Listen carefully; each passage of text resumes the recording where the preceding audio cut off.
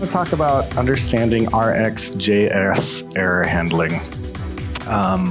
Again, as he was saying, I started out as a coder for quite a while, and then I really got into teaching, so I started doing a lot of Pluralsight stuff, and then recently took over running Thinkster.io, just because I have some things that I think aren't being done well enough in the industry and teaching them. I would like to see those change. So hopefully I'll get to be able to do that.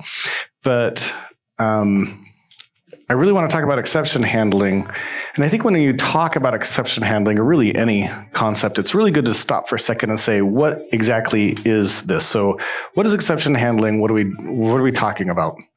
There are a lot of purposes to exception handling that break down to kind of two main things, which is one, there are the things that we don't expect, and that's why we write exception handling code, error handling code, right? And these are things like logic bugs. We wrote some bugs in our logic that happen occasionally. We would like to have error handling deal with that when possible.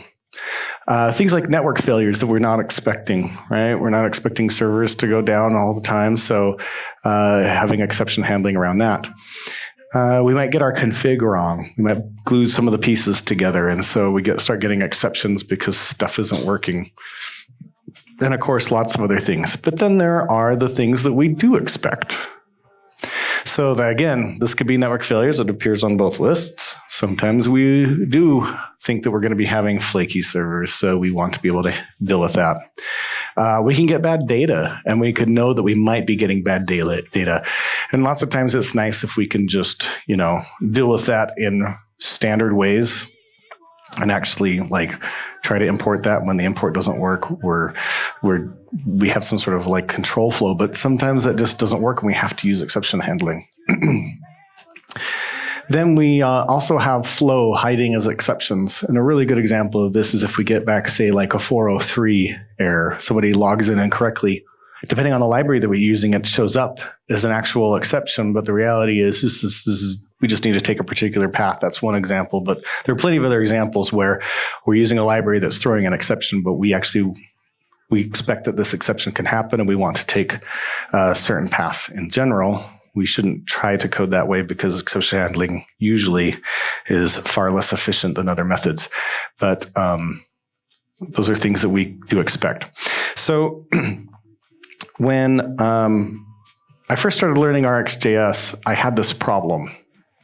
And this is way, way, way back when Angular first started coming out, and RxJS was not as discussed as it is today, and certainly the idea of having a whole conference around it seemed wild. And my problem was this. So this is an excerpt of the tutorial for Angular. This is one of the places where I first encountered RxJS error handling. And I saw this method, this handle error method, and my eyes crossed, and some steam started coming out of my ears and my nose, and my eyes started bleeding a little bit. And for 3 weeks, I was walking with a limp just from trying to figure out this code. So the part of the problem here is that this is actually a really robust method that has very little to do with just error handling, but it was hiding what was actually going on with the error handling around some really complex TypeScript stuff. If you're not pretty good with TypeScript, some of this is going to look funny, the generics and such. And then what's going on the inside wasn't immediately obvious to me either at the time, especially I knew less TypeScript at the time than I do now. So I was really having a hard time, but this is the only model of handling errors in RxJS at the time that I had. And I started seeing other people were throwing out their own versions of this handle error method that they would throw into every observable had a catch error and had some common handle error in it. And I was completely boggled at the time. What in the world is going on? And I don't really necessarily want to digest a ton of this code, but to point out that what I didn't see was any good examples of how to deal with errors and understanding an explanation of what was actually going on. The comments aside, and I think I hope John Papa doesn't watch this talk, because I'm pretty sure he wrote all this. But comments aside, this doesn't actually tell me what to do with error handling. So I was frustrated by that for quite a long time and then decided to give a talk about it. So let's look at the basics of RxJS error handling here. I want to break this down, try to make it as simple, clean, and easy as possible so that we can really understand this. There's a really important question you need to ask yourself when you're dealing with exception handling in RxJS, and that is, where do I want to actually handle my exception? And there are two choices here. There's not just one choice, there's two choices. I can actually handle it. I'm going to call this in the stream. This is probably the wrong terminology. If Ben is still in the room, he's probably doing this, but like basically in the pipe method using something like the catch error. Good, but somewhere in there, I want to deal with it where I'm actually messing with my observable. The other alternative is where I subscribe to the observable. And of course, if we listen to Aaron, you should never manually subscribe to your observable. So depending on whether or not you actually are using a manual subscription, this may not be an option. But those are your two choices, right? I can deal with it somewhere while it's being processed, or I can deal with it at the end. And let's take a look actually at some code here so that we can kind of grok what we're talking about. So, all right, network is working, hooray. Here I've got, let's hide this. Here we've got just a very simple, this is the stack blitz, nearly the starter for stack blitz. I wrote a very simple observable, going to go emit two strings and then a number, and it's trying to locale uppercase those. And of course, when it hits the third one, then we see this. So if we look at the console, it's blowing up on the console as well. So I can handle this sort of an error in two places, either right here, I can deal with it. When I say handle, I mean do something about this, put in some kind of logic around error handling, or I can deal with it down in here. And that's a question that you need to ask, because rarely are these two pieces of code adjacent to each other, and the ability of how you're going to react to an error is going to be the same depending on each point. Your consumer, the subscriber, gets to make choices based on the data that I'm getting, the stuff I was expecting somehow has an error condition. So what am I going to do with it from my viewpoint? Whereas earlier on, when you're dealing with creating the observables the way that I want them, formatting data, mapping, whatever I'm doing, higher order observables, here, how I deal with errors, I have different priorities. So this is something that you need to have some clarity on, that you will potentially want to handle errors in one place or the other, or in both places. And that really depends a lot on what's actually going on. So that's something that's very important to understand here. Now, you may or may not realize this, but in the subscribe, you can, we're used to like dealing with the values that come out, right? Something like this, and where we would print out our value. But there's a second callback that you can pass in here, and that's your error handling callback. Right, and so in this case, right, I'm just now printing out to the console what that error is. So that's very important to understand here, is that you can deal with just your errors here if you haven't seen this syntax before. So let's go back to our slides. We're going to go to the next slide here. All right. This doesn't like to stay full screen for me, so I'm just going to leave this alone like this. This is another really, oh wow, I actually skipped way forward. Did I? Basics in the stream? No, here we go. All right, this is another really important thing to understand. Let's look at go back and let's look at our catch error again. I'm going to bring my notes back up here. Let's look at our catch error again right here. So the basic way that we deal with exceptions inside of the stream itself is through the catch error method. You've seen this. Tracy talked about this earlier today. this function right here. Now, the catch error operator, it's really important to understand that there are only two things that you can do inside of catch error, right? And in essence, you're doing the same thing. You're doing really just one thing, and that is you are returning a new observable. Okay, so it's not going to be the original observable we were dealing with before. It's going to be something, it's going to be a new observable. And you can decide at that point what kind of an observable you want to return out. You might change what value you're turning out. You might give some signal that something happened, or you might just return another observable that's still in an error state. If we do nothing, we get an observable in the error state. But you can actually throw as well inside of catch error. And so let's just look at that really quickly. Within catch error,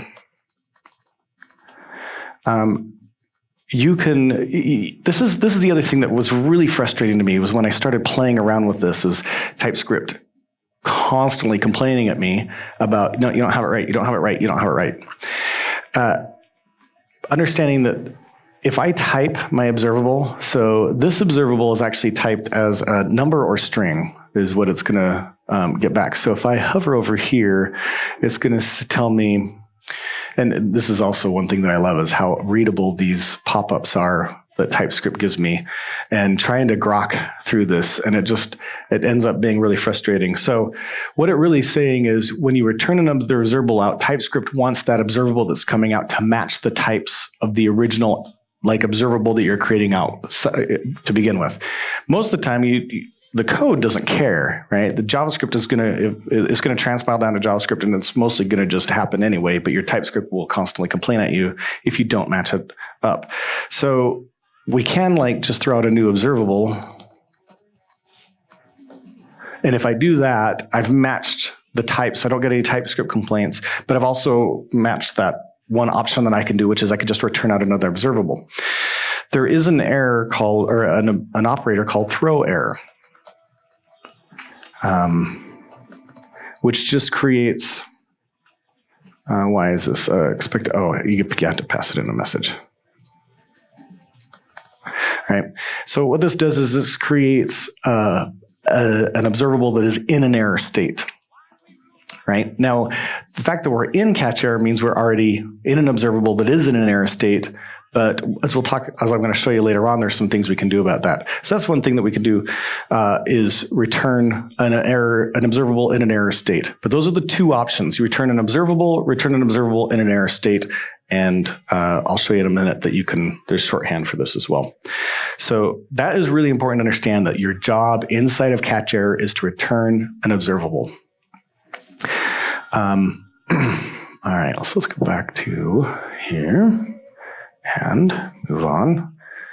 I mentioned this as throw an error. That's really the same thing as returning an observable in error state. If we throw an error from within catch error, it just creates a new observable that's in an error state. All right. Thank you for telling me that. So there's a couple of scenarios that are also important. Again, I want to talk strategy here.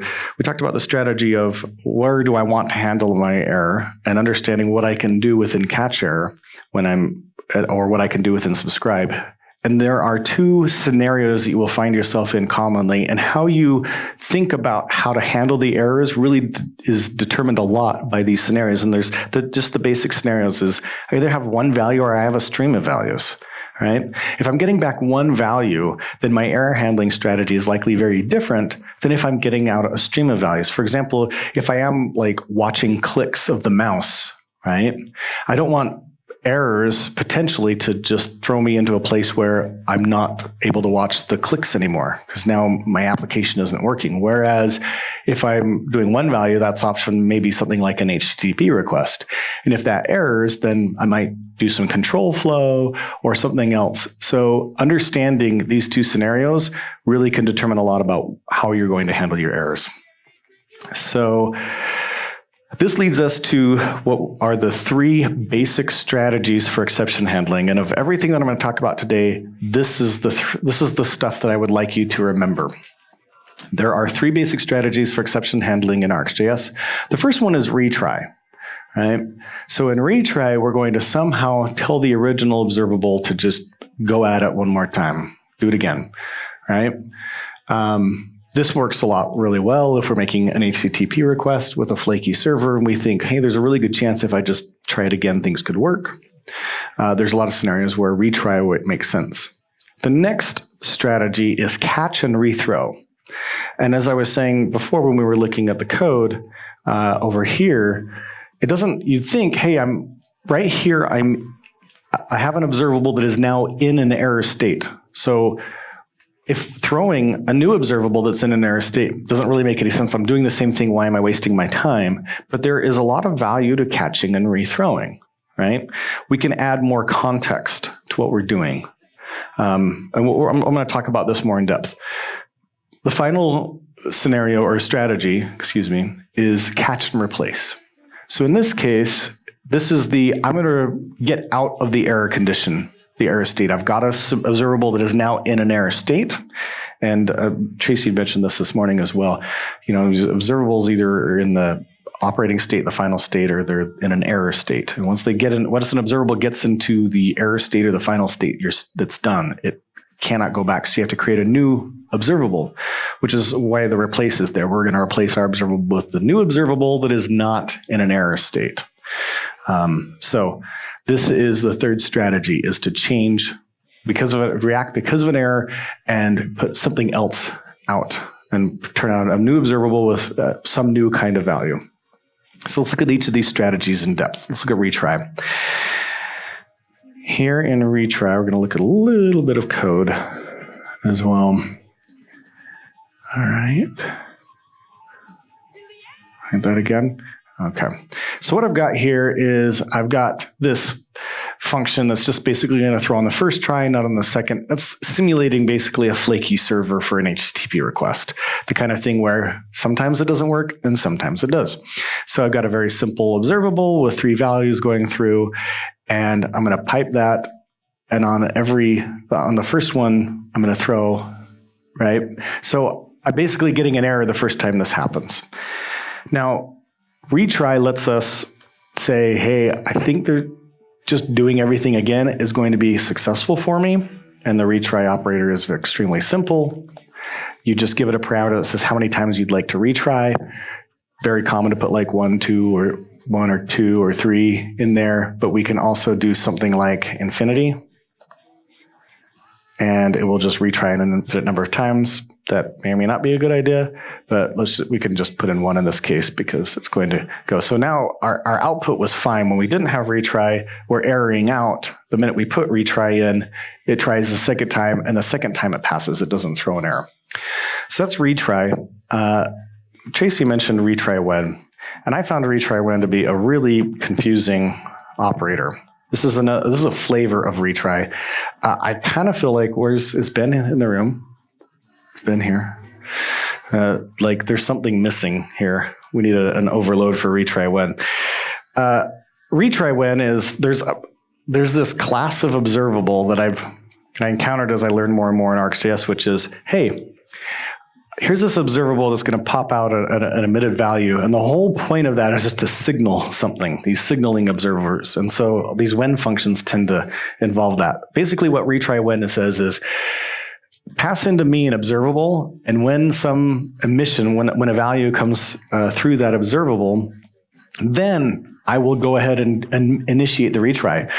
And that's a really complex way of dealing with the fact that if I have a flaky server, but it's the way that the flakiness works is that I want to wait like 5 seconds and then try again. I don't want to retry immediately and end up in this state where I'm churning too many times, but let's give it 5 seconds or 10 seconds or whatever. And I want to wait 10 seconds. Well, they didn't build in a retry after 10 seconds. Like, what would that be? That'd be at 10,000 milliseconds, right? That's what I would like as a consumer to have. That's what I was expecting to see, but that's not what it is. You actually have to pass it an observable. And that observable, what I need is an observable that emits some value in 10 seconds. And then it's going to, oh, it's been 10 seconds. Now I'll retry. So having to return the timer is a way to do that. So there's an observable that is going to emit one value in 10 seconds and then complete. So now I've got my my retry when. Okay, why am I getting declaration or statement? What's that? Too many parentheses. Okay, so that's retry when. It's kind of a weird one, but there are certainly scenarios where you actually have another observable, and that observable may be a signal to you that isn't like a timer, right? If it's just timer, I really wish there was an overload where I could just pass in a number of milliseconds, but this is close enough. Is just really confusing to anybody who hasn't done a reasonable amount of RxJS. So good way to keep the junior developers from thinking they know what they're doing. Code like this. So that's retry when. There's a really kind of funky advanced way to do retry. So again, with retry, this is actually really important. So I'm gonna tap one more time here. All right, and let's just write out the value. Not that, B, right? So if I do this and I don't, and I don't do a retry, no, that's not what I want. No, oh gosh, there we go. All right, notice that, we're doing of. I'm going to change this to from, so we actually get 3 separate emissions. Notice that what happens is Luke actually is coming through and then then we get the error condition, right? If I retry, let's just do the basic retry. What happens is it actually starts the whole observable over again. So Luke happens, there's an exception, then we get Luke twice because I'm logging out to the console twice here, and I'm logging out down here. Let's maybe kill this one. What did I do? Oh, there we go. Thanks. So Luke happens, and then I tell it to retry, and it starts over again. So notice this is a really key thing, to be able to say, hey, I've got one value, and if at any point, whatever value that's coming through, whatever emission, I want to start over at that point in the big long, if say that we had an exception on Han, and we wanted to start over with Han again. No, without some really, really, really complex work, that's just not possible. It's going to start from the very beginning. Now, with an HTTP request, that's okay. We just initiate the request again. In a stream, right? It doesn't work the way that you may or may not want. You may want it to start from the beginning, but if you want it to start in the place that it was at, the original observable, it won't. It starts from its beginning. So this one is going to emit Han, Luke, then Han, then Leia, right? So that's an important thing to understand. That leads us to another version of retry. So let's comment that one out. And this final version of retry, which is kind of funny. In my catch error, there's actually in the signature, of the callback. Normally we're used to, hey, I'm just getting my error, right? What is the error that I've got? And then I might do something like throw that, or maybe I do some logging. It's console like error, right? And then I return, so throw error, and I just return it back out, right? Everything's fine. There's another value that can come out of here, and that is the original observable. And this is like a handle of the actual observable. So if you log this out, you see that it's the observable with all of this sort of stuff. I don't really know of anything really useful or interesting to do with that, other than there's one thing you can do. Instead of throwing an error, because all that it cares about, all that catch error wants is for us to return a new observable. I can actually return this observable again, right? I can return it like this, and what happens is we actually get, let's get rid of this console.log here. And we don't need the original observable. What we get is essentially the same functionality as when I do retry one, right? When I return out the original observable, it starts that observable over again. Now, since this is identical to retry one, well, then why not just do retry one? Well, the reason is that this now gives us the option to conditionally retry, right? The retry and the retry when operators don't let you conditionally retry. I could put an if statement in here and say, hey, if it's a Thursday, go ahead and retry. If it's not a Thursday, then return a new observable with like a null value or something like that, or an empty observable. So you can actually conditionally do retries by using this syntax. That's a really interesting feature of catch error, is you could take the observable again and pop it back out and basically get the same functionality as retry.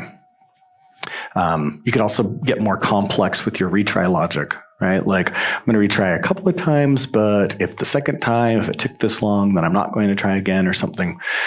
You could look at the error message as well and determine whether you don't want to retry. A lot of cool things you can do with that. All right, so that's retry. Went through all those. So let's look at the next strategy, catch and rethrow. And I'm going really slow here through my stuff, so I'm gonna have to go a little bit faster. So catch and rethrow is, again, a really nice way to do something, because what lets us do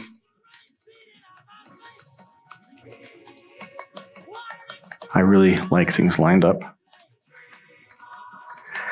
is it lets us maybe like add more information to the exception. So I can, look and say if ERR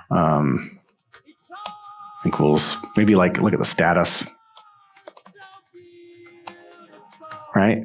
Based on, I got actually like a 403 error. Then I can throw something new or return, which is throw invalid credentials. Again, this is exactly the same as return throw error. These two statements are 100% identical to each other. Whether I do one or the other, it's the same. So I could put more information on it, more context. I could log to an error logging facility and then rethrow. I can rethrow new information. I could add more context. I could clarify whatever. So that's what catch and rethrow is for, is to do something like that. Then we have the next strategy, catch and replace. This one, again, is another interesting one. We can do a lot of cool stuff with catch and replace, because we can get the kind of functionality that lets us like just keep going and not actually get into an error condition, right? Like if we were okay that an exception happened, maybe it was a 404 error and we want to like maneuver on, we want to do some like logic, we can put out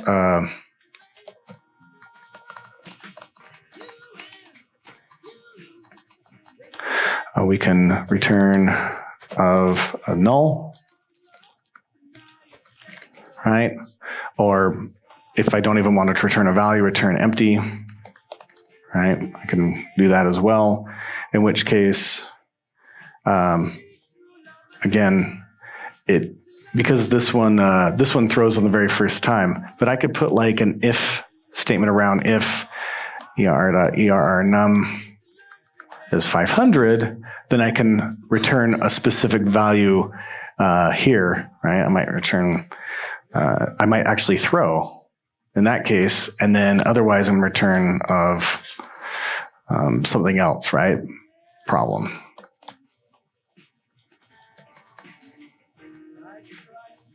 So here I might decide to throw,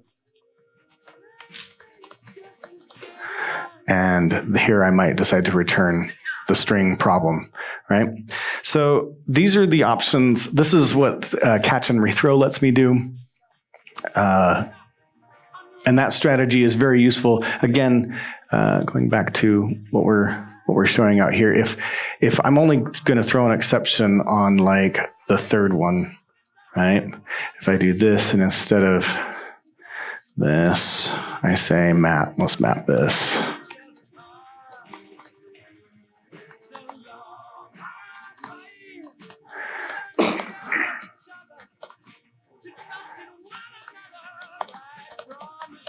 Right, and I'll get rid of that error by casting this. And so what is catch error telling me? It doesn't like this. Oh, my comma. Thank you. Thank you. So I get a couple of values out, and then I get to stick my own value out because I'm doing this, or maybe I'll just return empty, right? No value. So just get Luke and Han, and then I'm actually logging out that we were done. We don't need that. I get Luke and Han and then nothing, or I get Luke and Han and then the word problem, right? Whatever. I could return some kind of a value that indicates, hey, things are not exactly what we want. Null, maybe, right? So I get to put into the stream some kind of a signal that later on down the line, like the subscriber says, ooh, I got a null. I'm going to handle that this way versus the regular pieces of data. All right. So finally, I want to go through just a few tips and tricks. First one is you can actually use try catch inside your operators. You can't use it around your entire observable because it's asynchronous or could be asynchronous code. And it doesn't throw exceptions anyway. But you can use it inside your observables. So for example, in my code here, right here in this return to uppercase, I could actually throw a try catch around that. And that way I can actually handle errors in places where I actually have logic that might cause errors. If I have really complex logic in some of my operators, I can put try catch around there. So that's an important tip to understand. Another one is finalize. So this is an operator that not a lot of people know about, but there's a finalize operator. And it does not receive a parameter. But this one,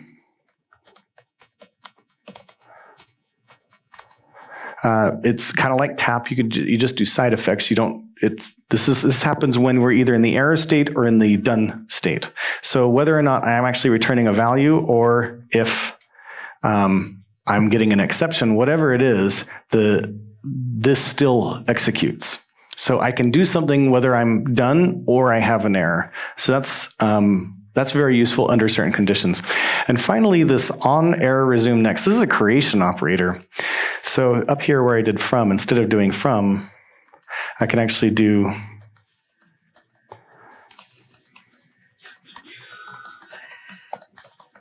this is a higher order operator.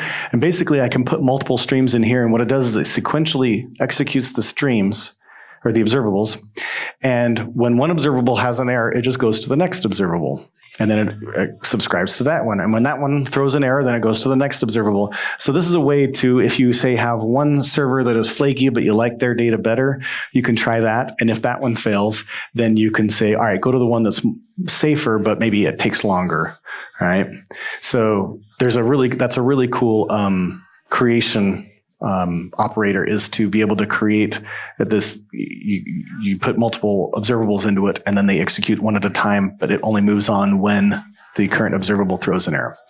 So that's it for tips and tricks for error handling. And my examples, again, the main things to understand is the 3 different strategies, and just really thinking through your error handling and actually being deliberate about that and putting in values. If you're going to do catch error, don't just do it for no reason. Actually be meaningful about it. Create logic that actually matters to you, that your consumers are going to use, that will actually improve the value of your code, and don't scare